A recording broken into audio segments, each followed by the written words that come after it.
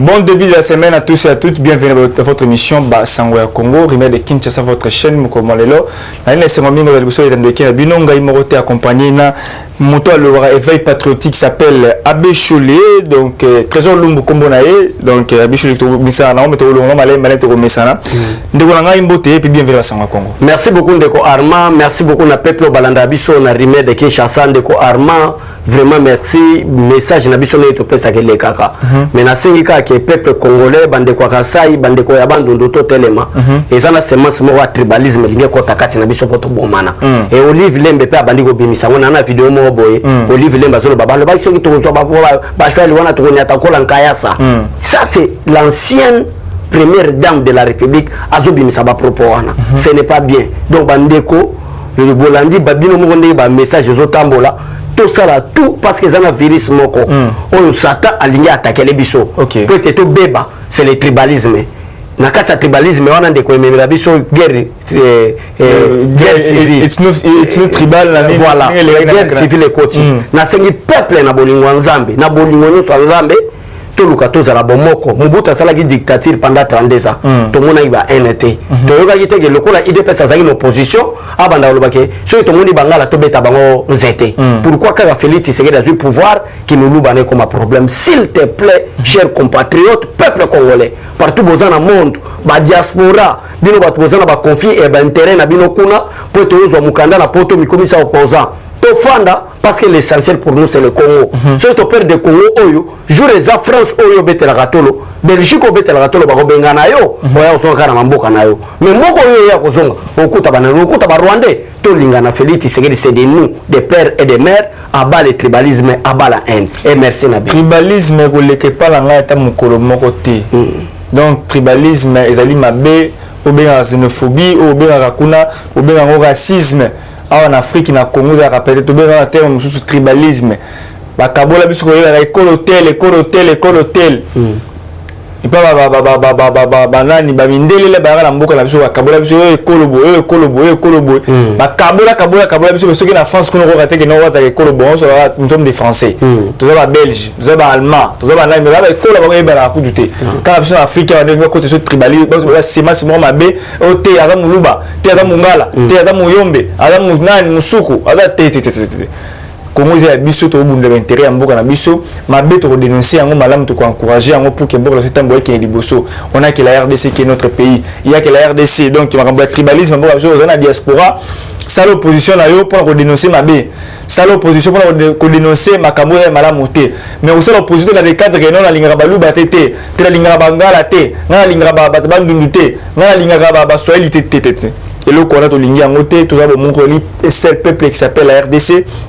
Elle est mboka oya biso dans le barrage toujours to pona ko zala ba congolais te ezala le komi balela mo vie na yo tika ko pona yango te ya misatu ku d'aller dire eza sexe na yo ezali famille oboti obotami et puis na pays oyo nzamba tinda yo eza misatu donc au pona ko zala congolais te au pona ko zala famille wana te et puis sexe obima yango au pona yango te.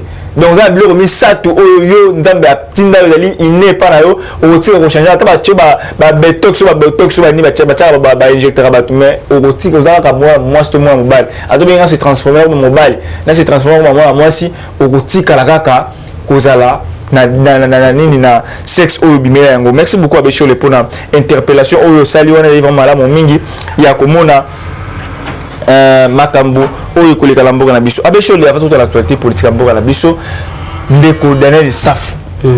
Daniel Safu azali ko menacer IDPS.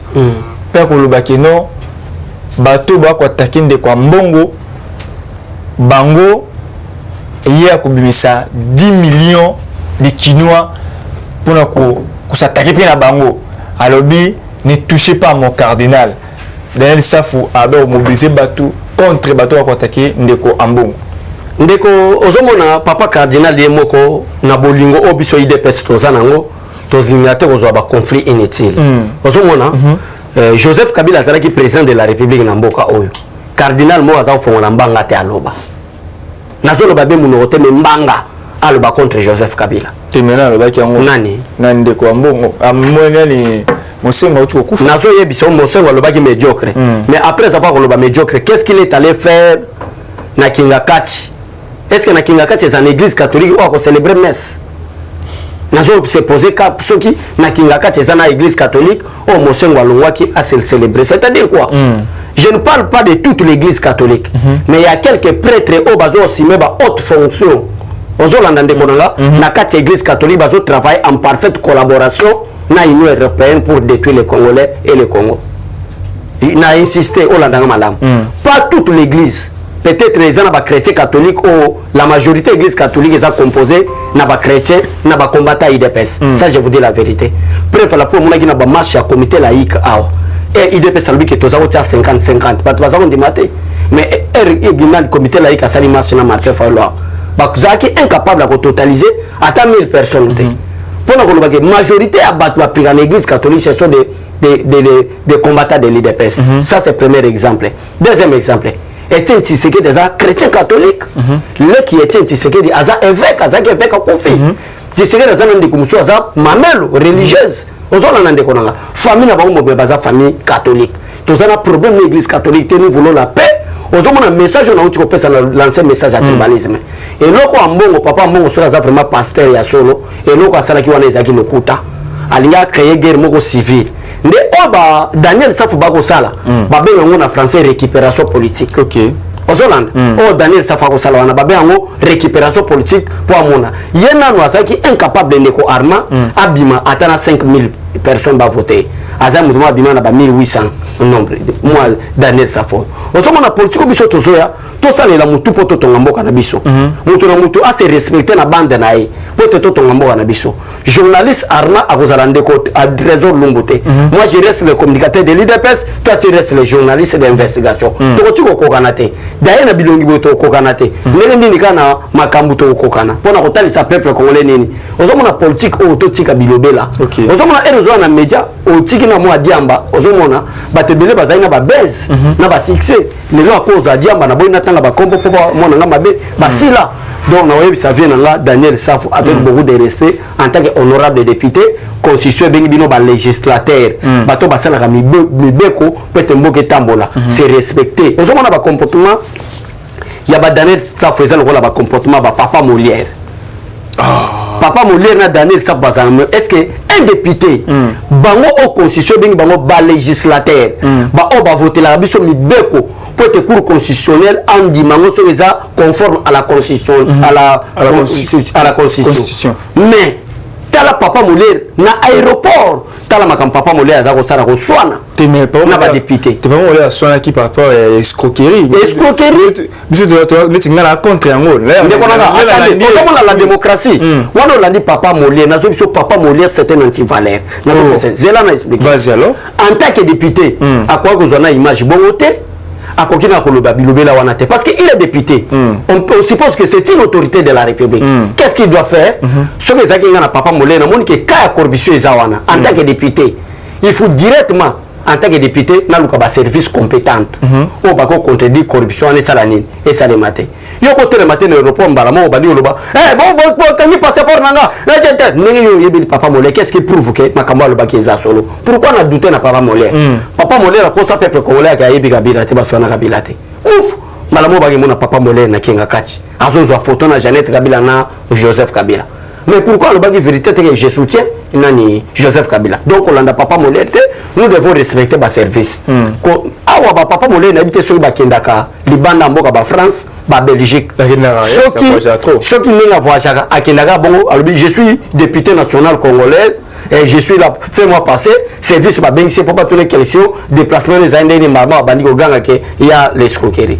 Tout ti Kabila ko wana ndeto éviter diamba Daniel Safu. Éviter diamba. Merci. Merci beaucoup Ande Balandi. En fait, au moment où on est pour le ban, ils allaient de cocher les légistes là qui non. Azo comme moi. Pour la qui est na téléphone. Alors mon frère Arma, c'est quoi les problèmes aux aéroports sur l'aéroport? Il faut bien parler ba communicateur des pes faut télé les ango. Il a dit que non moto auti poto net ba diaspora. Auti poto ba sali ba checker kuna. Aza négatif aina test na yo auti ko checkile kuna sali check up kuna. A comme un aéroport en Djili ba ko senga ye $30 so $45 ba ça après $45 $30 il y a test et sous oh na le résultat test au ko ça là ba sali na sur place yango basalinga libanda na wasu afusa tester parce que mbongo pona nini or libanda ça longo fele yango le ndeko molera a côté limelande yango ko ba non kuna na ça longo fele basalinga ngo sur place au fele mais ndena mbongo la ngamona zo ya awa na futu la ngo $30 pesa ngo sur place te sozo na go senga tester na covid-19 et que ya côté na ndako mutu na ko pesa ngo bato belé na Rwanda aba osaka no afokota atoza tester libanda ndeko nanga osali tester na yebi pe ba isolé yo na isolé en aéroport et ça va bon monter c'est ça le problème oui na yebi pe que ezana ba mandigance zo sala na bata DGM ça je sais même la INRB oui na ba INRB ezana mama moko mama Juline États-Unis bakanga mwana neke azana corona awa kaka era zo kene na avion na bato ya ba santé bazakuna il faut maintenant ko yeba ko la différence entre domaine ya IBRB au bazana INRB bazana aéroport na bato ya santé au bazo sala kuna na DGM n'a rien à voir avec la santé d'une personne. Deuxième problème na bango ça document ya ozo bimera ozo côté là na kati document ya DGM ne tozana kwa tozana ba service oyo ya santé kuna pour te DGM azo mukanda na yo il faut ba mona document na yo conforme na bata santé ne bazui pour ba peso passage le katé parce que bata santé ba yebiso ko le katé batu ba ko empêcher ko le katé ça les services des frontières la DGM na défendre DGM te parce que na DGM pour na ba gui pezebele mais escroquerie ezebele mais ngana moni papa moler mabe en tant que député akoko dévoiler ba service ba monter parce que asa na compétence en tant que député pour interpeller ministre il y a intérieur oui. Parce que DGM dépend de l'intérieur voilà avec des preuves tangibles t'as la ministre intérieur t'as la boy pour musala et bon maman voilà premièrement deuxièmement papa moler makamba zo loba ndeko nanga na série à Joseph Kabila na série na régime à Joseph Kabila na régime ya Félix Tshisekedi escroquerie na DGM le cas na régime né na régime à Kabila est-ce que yo mona déjà papa moler bima na TV abanda loba nous sommes les affaires fâché à la démocratie fâché à la démocratie yango to ba ya finité na critiquer dénoncer non c'est-à-dire quoi ba papa moler na ba Daniel Safou rôle na bango ezali récupération politique même en France, même les États-Unis, les pays les plus démocratisés dans le monde, mais ça la peine à moi berrer, n'a pas faiblesse. Aux Hollandes, bref, rapport au monde que ma BP ça les jamais comme un sénateur américain ou député américain abimisa a pensé on a Facebook on a les réseaux sociaux partout voilà nous sommes les façon on le message il y a papa mon na ba Daniel Safou qui Félix Tshisekedi à kokate nous sommes là toujours la bino na liste en tant que député faut avoir des valeurs tala makambo Daniel Safou ça la biso au second au un moment donné nous bima boy batbol tala baba no ba garçon ba trésor ba communicateur bien bazolo ba pour le mouk mais pour le ni batko ba Safou ba se comporte tala ka mutazolo ba ke ngana leki Daniel Safou na comportement malade naza vrai fils des pays mais tala makambo Daniel Safou na ba papa molé ba ko sala wana ba ba ngo récupération politique pourquoi ndeko nanga ne naza boy soki naza par exemple na service mo na sala même ya aner na moni mabeza pourquoi vous avez vidéo naza na carte na service na bingi bango loko bongo sala et ça mabe à la prochaine to bonangote pourquoi to que de bonté pour to changer mentalité ba congolais ta yo ko loba papa na ba réseaux sociaux ti akizi qui voilà pour avoir quoi je mettre nini en cause voilà merci beaucoup ndeko trésor lumbu pour na ba précisément ba éclaircissement pour la population bande balandi ba warrior ba ko sala musala ba makasi ministre économie comment ça on a une fois le combo na les noms m'échappent mon vieux mon papa et je m'excuse vraiment la bosse combo na yo ministre économie amboka na biso a ko sala musala malam un frère warrior merci beaucoup pour le travail au sala vraiment les noms m'échappent je crois que na ndo ko yango et ko yo ozo na mingité abe sholi la minute yo balobi baisse il y a prix il y a billet il y a avion donc na Congo la minute mon frère Trésor Niembo depuis Tanganyika na pêche mbote na minute bon séjour là na Tanganyika est-ce qu'il y a possibilité donc possible que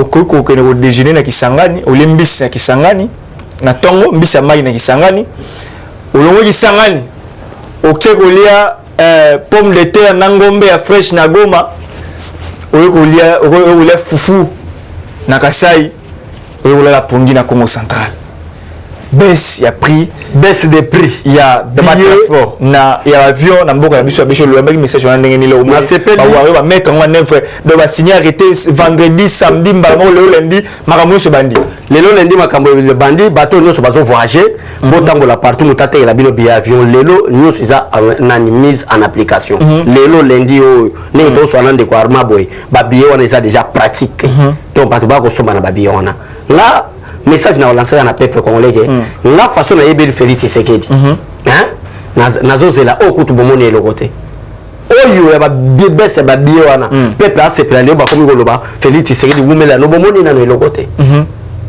ndeko nga ndenge na yebeli gestion ya président Félix Tshisekedi ndenge na yebi programme au président Félix Tshisekedi za président IDPS apesa biso na kati ya siège dès qu'il sera président de la République peuple bomoni na lokote bon risquer un jour billet avion comme na $30 comme $30 avec Félix Tshisekedi mboka o minéré tangaka lokola mbula mboka o sécheresse ezalaka te mai parce que na mboka o pays lokola Congo oyo tozana ba payer belé ba vivraka na par an mbule nokaka mbala moko mais biso mbule za ba maiza bibala minene ba kwili ba rivière Kasai na biso na ba mboka so ba ben on fleuve mais biso eza ba petite rivière mais pour na hôtel saké ceux qui bonne volonté au président Félix Tshisekedi azarango et là ti ba tuloko ba fridoler mbongo et là tu vas trouver la donation Chole et là tu vas trouver la papa Molière et là tu vas trouver la Daniel Saf et là tu vas trouver la Utembi bonne volonté au président Félix Tshisekedi Azanango et là tu vas trouver la Martin Fayulu et là tu vas trouver la Moïse Katumbi et là tu vas trouver la Jean-Pierre Bemba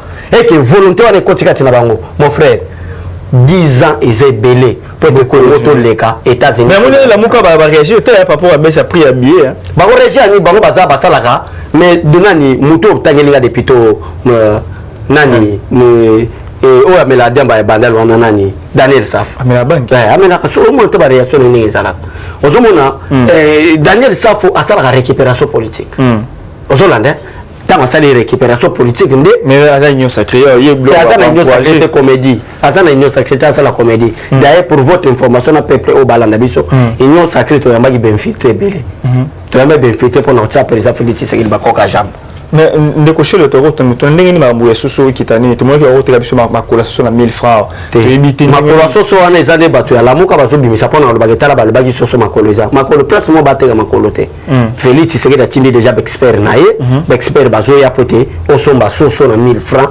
2000 francs 1500 jusqu'à quand il y a makamba ba fait qui tonne makamba ba vieux bobanda ipeka boy yango ekiti bozo sepela makamba ba soso pe parce que on peut pas parler il y a baisse ba prix na ba weze tant que l'état lui-même n'a pas des entrepôts de magasins et on va que la paix bon a diminué avion dans avion à tous Congo Airways comment vous va avion ku Fatim monsieur yo ka temo faire informaté président Félix Tshisekedi a comme la pouvoir je crois que à vous déjà à sommer biso a plus de 9 avions oh je vous dis la vérité il y a 6 cas mais nini ba lobe mais ba isa makambo leki déjà.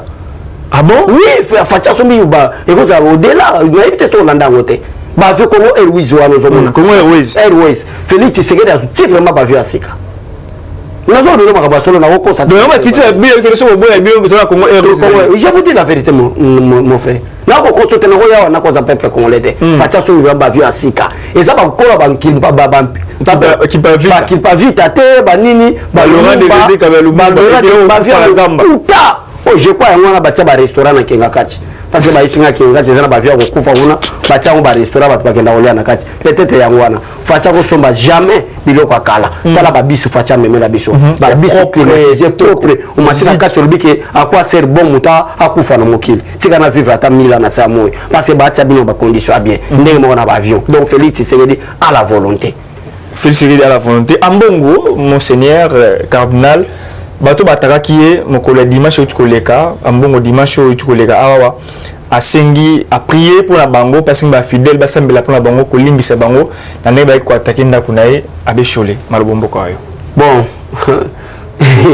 nazo segana nous comment est-ce qu'un cardinal on peut l'attaquer facilement comme ça c'est quelle comédie on va aller où sur Hollandi donation Chole au église catholique na top Congo Hollandi prière tant aux autres cardinal c'est un serviteur de Dieu to boy ba polémique on le qu'est-ce qui se passe dans ba cardinal aux Hollanda est-ce que tu vous aura sous cardinal malamu lokola cardinal malula ko chao lokola chao ba cardinal malamu na mboko ba kozalaka lisusu ba chao ba to zumuna ba wapi ba malula to mona la bango wapi nyoso na pona le banini ezalaki comédie na bango ndeko nanga comment est-ce que bino boko lukake ba ataka cardinal mbala moko ba caméra eza sur place ku bino bo préparer Congo ezala na ba est-ce que peuple congolais maïra s'imaginer on vous attaque na 4 heures ba caméra mbala moko na 4 heures on a ba caméra ça or que biso to préparer émission c'est déjà 9h que 10h 4 heures c'est-à-dire ce sont des terroristes Mais comment est-ce que les terroristes vont attaquer bino maramona ba caméra bazo filmer ndenge action salema?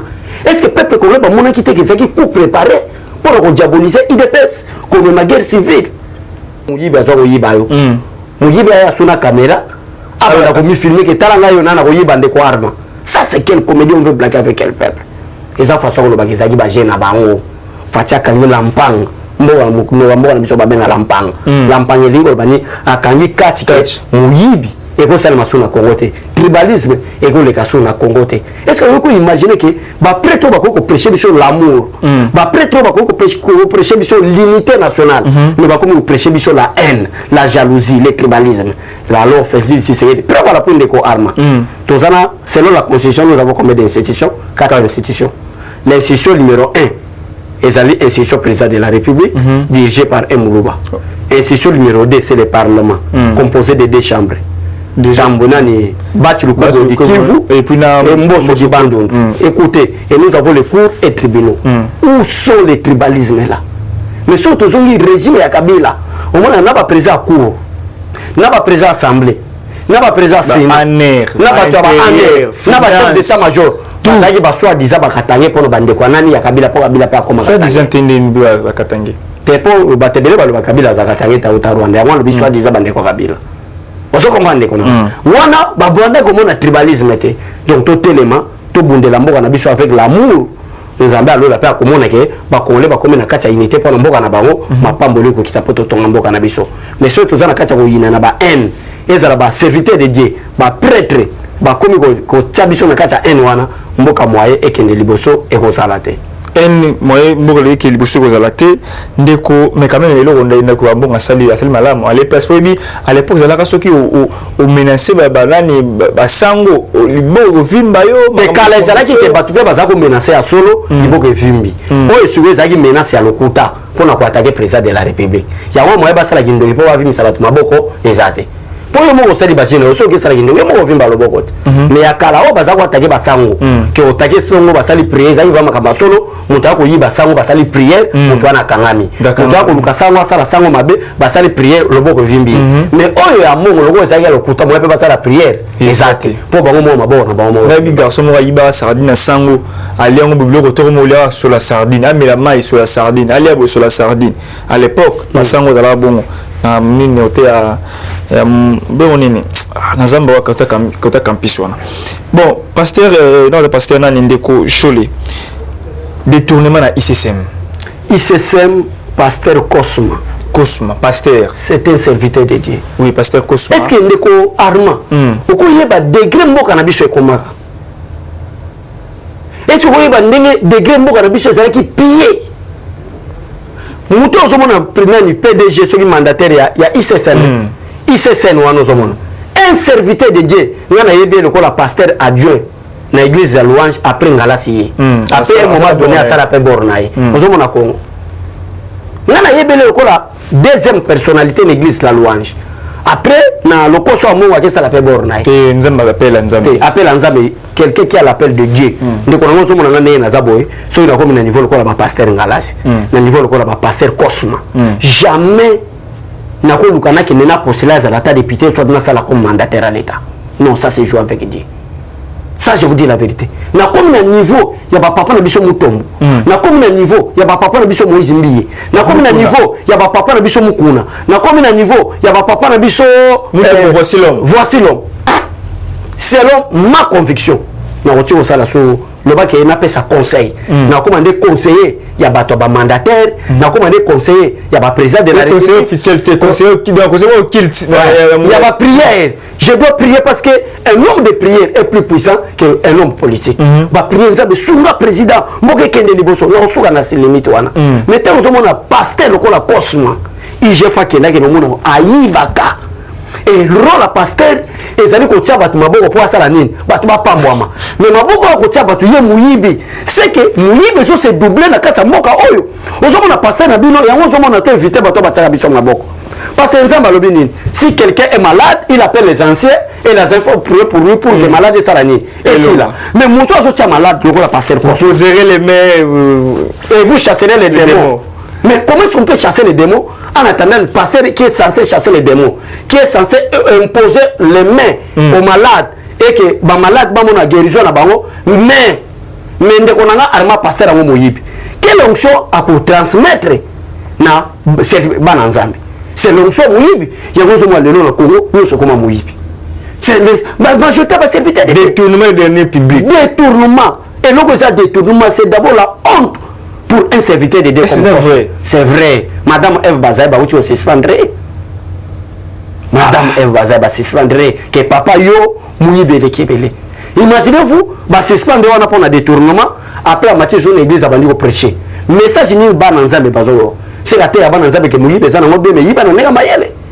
Il y a tout autour de l'église, la mission polémique et Zakab offrande. Beaucoup de familles, na Katia Congo, bazana pas problème à cause de la serviteur de Dieu. Je vous dis la vérité. Ma vie, c'est Dieu. Je crois au Seigneur Jésus-Christ. Je crois que Yesu akufa ne koulous pour Nabiso. À c'est quoi? À ça la résurrection après 3e jour, à c'est quoi? Maintenant, Jésus est à la droite du Père pour intercéder à ma place. Ça, je le sais, je suis chrétien. Mais nous devons, pour tellement la bataille, nous sommes pour la banti valeur. De Kwarma, Tala Makambo, Soni, Pasteur Kosuma, à ça, ici, peuple congolais. Merci beaucoup. Ça fait mal au cœur comme on a pasteur. Aux ICSM, il y a des gens qui sont dans l'environnement, conservation de la nature et autres. Après la chaîne, moi, télévision, ça l'appelle. Ati, il y a une chaîne où on a Bambongo Bazoïba. Ça, chez moi, télévision, mon peuple congolais. Na matongi. Nzamba tinda biso na mokili mutu na mutu na dona ye. Soko nzamba linga ki yo kozala milliardaire. Na sepela kande kwarma, contente-toi de ce que tu as. Riche est celui qui se comprend ce qu'il a. Contente-toi de ce que tu as. Oyo ozana ngoto ko sepela na ngote. Ozana mutu ke bima milinga na sima. Sepela na yango. Ozana ndako ya 16 ans étage te. Sepela na ngo nzamba yepsi biso. Contente-toi de ce que tu as. Si on va nous sepela biloko muninga za nango et comme mon cupidité. Et ça aux mandataire à l'état, au yoka personnalité à koyiba mbongo atoza serviteur de Dieu. Talaba Kosuma. Kala Kosuma. Kosuma soki walilungu soki nani. Walulungu so walulungu. Voilà. Ah comme mon bongo. Merci beaucoup Ndeko.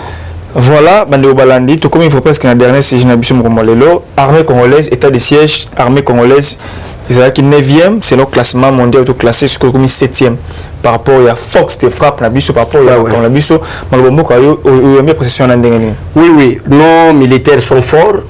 Ba soldats na biso bazama kasi les problèmes avec nos militaires, il y a ba konzi o bazana tête il y a ba institution armée. Ils sont infiltrés. On rendre les militaires comme si baza faible. Aux Hollande, ils ont des généraux, des commerçants, des karamanduki, ils ont des généraux, des détournements, il y a des militaires, des militaires na 100 000 francs congolais, na ramwa lo soa.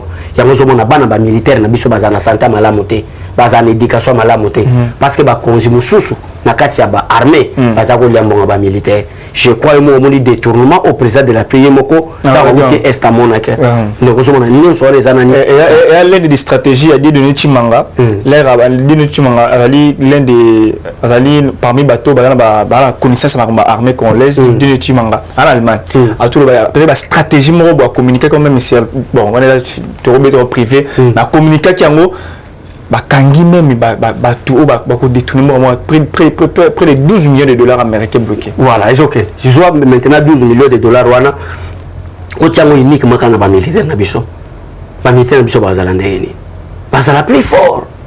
Mon frère si les États-Unis d'Amérique, bazala super puissance. Parce qu'il y a des puissances. La Russie est une puissance, la France est une puissance, mais il y a super puissance les États-Unis d'Amérique. Pour bazala vraiment mongo. Bâtir un service à renseignement. Bazou mongo, bâtir un service il y a armée. Bon ça là, les États-Unis za makasi. Mais biso mongo et comment on va poche bataki ngakachi. Mongo comment on va poche ba généraux. Militaire tout temps na teni na armée, sans botte, il y a ba militaire na li papa la gomme. Makambo to mona na mboko. Merci vraiment. Tout ça makambo vous fifi moi souka kuna na ba militaire.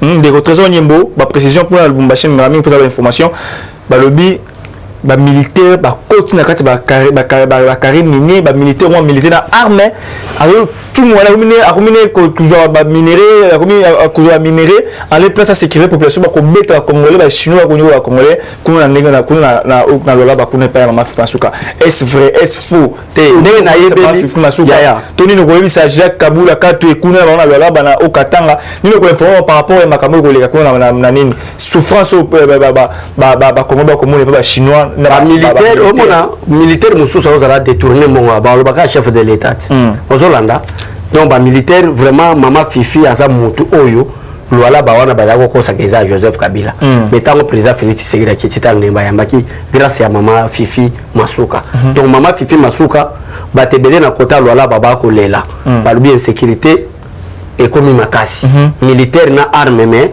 na terrain minier alors mama fifi oza seule autorité compétente par arrêté na yo ce qui ordonnance na yo so ba arrêté ya yo encore la gouverneur oko sala pour que na ba partie ya ba domaine ba minerai ba peuple ba travailler pour bazala parce que militaire azoka na arme c'est une sécurité déjà à cause ya mbongo ya ba richesse ako beta pe masasi ba kufa donc kuna totalement malamu po toto ngamboka na biso. Merci beaucoup monsieur Tomi voilà souka mission national comme lelo bande balani merci vous aki belé ya biso ya Rolanda biso libanda ya mboka kati ya mboka merci beaucoup na bino vous restez toujours fidèles et branchés à votre chaîne partagez ces liens abonnez-vous massivement merci beaucoup l'équipe technique ngai na bino to komona mikomazali koya ce qui yesu nano a zonité mon pays notre Congo to linga mboka na biso aba le tribalisme to na tribalisme mboka na biso to lingi yango te non non non non non non non pas de tribalisme ngai écoute après ça école ngai so to ninga ite so to ninga na ba to ninga congolais na linga mboka na biso bye. Eshima, votre magazine qui bat au rythme de l'actualité. Retrouvez la nouvelle édition. Exclusivité, Barnabé Mwakadi, les recordmen des chiffres. Jamais la forte mobilisation des recettes et les performances de la Direction générale des impôts n'ont défrayé la chronique comme c'est le cas maintenant. Des exploits jamais réalisés sont atteints depuis la nomination du nouveau directeur général Barnabé Mwakadi Mwamba. Classé meilleur élève par l'inspection générale des finances en mobilisant 1100 milliards de francs congolais pour le mois d'avril, le directeur général Barnabé Mwakadi a sorti les grands jeux en mettant en pratique ses 27 ans de carrière au sein de la DGI. Il connaît les secrets des chiffres. En un an, plusieurs avancées sont réalisées. La traçabilité de recettes grâce à la numérisation et la digitalisation de la procédure des déclarations et paiements d'impôts, l'amélioration, les renforcements de capacités humaines et institutionnelles, la lutte contre la fraude fiscale. Le directeur général de la DGI, Barnabé Mwakadi Mwamba, veut répondre au mieux à la vision du chef de l'État Félix Tshisekedi grâce à une gestion orthodoxe. Focus, José Mpanda, blanc comme neige. Interpellé par l'Assemblée nationale, le ministre de la Recherche scientifique et innovation technologique a réussi à démontrer le réel problème de l'observatoire volcanique de Goma, mais également la nécessité pour l'exécutif et l'autorité budgétaire d'accorder à la recherche scientifique la place qu'elle mérite sur le plan budgétaire. Parité de Joseph Kasavubu à Félix Tshisekedi, les premières dames et leurs rôles prépondérants.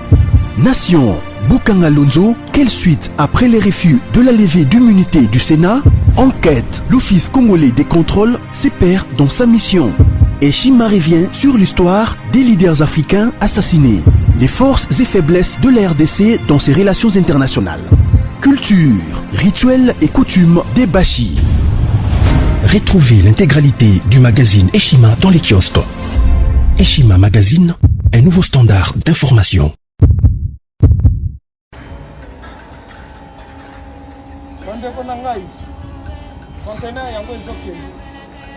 Le 26 mai, les conteneurs. Conteneur chaque mois. Donc, next ekozala le 26 mai. Olingo tinda velo. Mutuka. Lise aussi otangi. Biloko tout pour même na biso. Benga biso. Comme ça, toya, so même biloko totinda na Congo.